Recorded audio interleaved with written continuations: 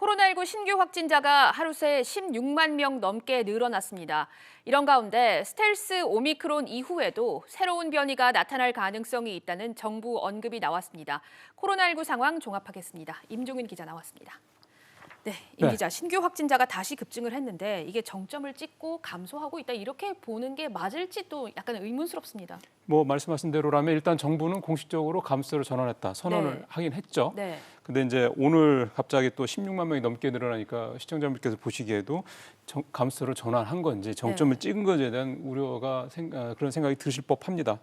일단은 지표부터 좀 말씀을 드리면 16만 명이 조금 넘게 늘어나서 단숨에 30만 명대 중반까지 신규 확진자가 늘어났고요. 네.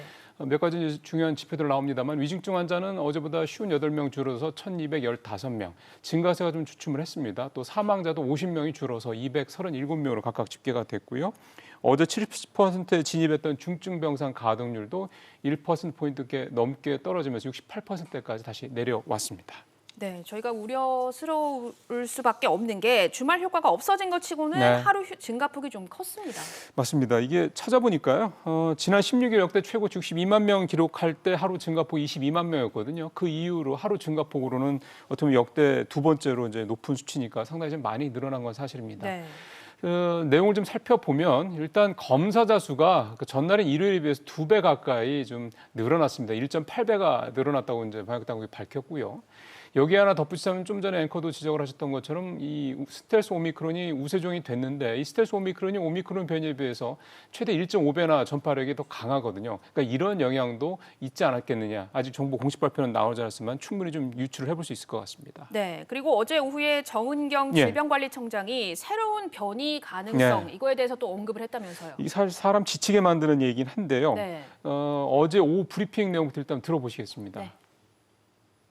아직까지는 델타크론과 같은 그런 재조합 변이가 우리나라에서 확인되고 있지는 않지만 우리나라에서도 굉장히 큰 규모로 유행이 진행되고 있어서 이런 변이가 발생할 가능성, 변이가 유입될 가능성은 언제든지 있다라고 보고 있습니다.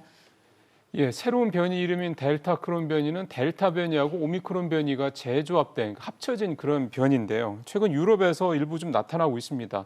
근데 기억을 하시겠습니다만 사실 오미크론도 처음부터 우리나라에서 발견된 건 아니고 다른 나라에서 먼저 발견된 게 국내에 들어와서 갑자기 확 늘어난 거 아니겠습니까? 그러니까 사실은 정은경 청장의 이 얘기는 되게 원론적인 얘기일 수도 있지만 한꺼풀 뒤집어서 본다 그러면 델타크론이라는 새로운 변이가 국내에서도 얼마든 유입돼서 또 이렇게 오미크론 변이처럼 확산될 수도 있다. 가능성이 있다. 그러니까 긴장을 풀어서는 안 된다. 이렇게 좀 해석을 하는 게 좋을 것 같습니다. 네, 그리고 이번 주에 거리두기 조정안이 또 새로 발표가 되는데 대폭 완화가 될까요?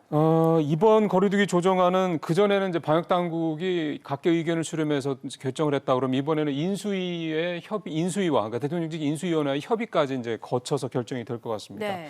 어제 양측에서 향후 유행 상황을 바라보면서 거리두기와 영업 제한을 조정하는 방안을 검토하기로 했다. 이런 발표가 양측에서 모두 나왔는데요. 네.